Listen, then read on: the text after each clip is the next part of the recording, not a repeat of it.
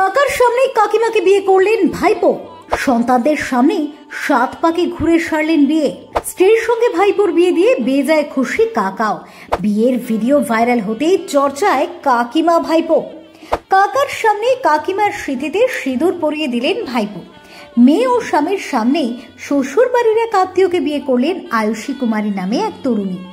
20 June স্থানীয় মন্দিরে গিয়ে যুগল বিবাহ বন্ধনে আবদ্ধ হন।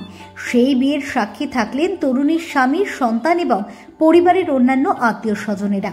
কিন্তু কিভাবে কাকিমার সাথে সম্পর্কে জড়িয়ে পড়লেন ভাইপো, জানলে অবাক হবেন।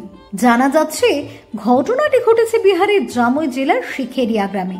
2021 সালে এই গ্রামেরই এক তরুণ বিশাল দুবের সঙ্গে আয়ুষীর বিয়ে হয়। এই দম্পতির 3 বছরের একটি মেয়েও রয়েছে।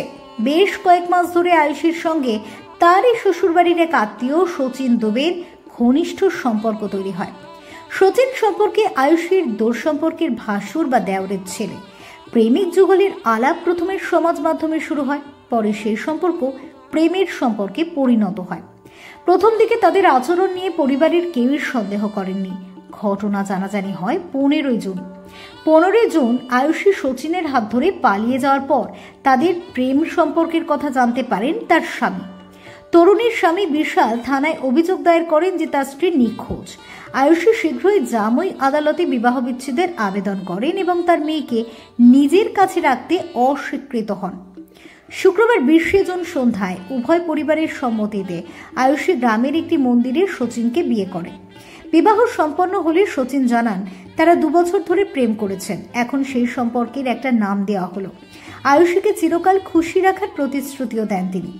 আয়ুষীর বিয়ে নিয়ে তার স্বামী অর্থাৎ বিশালের বক্তব্য, যদি এই বিয়েতে আয়ুষী খুশি থাকে তাহলে আমি তাকে আটকাবো না, কিন্তু ও আমার বিরুদ্ধে যে অভিযোগগুলি করেছে সেগুলি মিথ্যা। ও আমার মা আর মেয়ের সঙ্গে খারাপ ব্যবহার করত।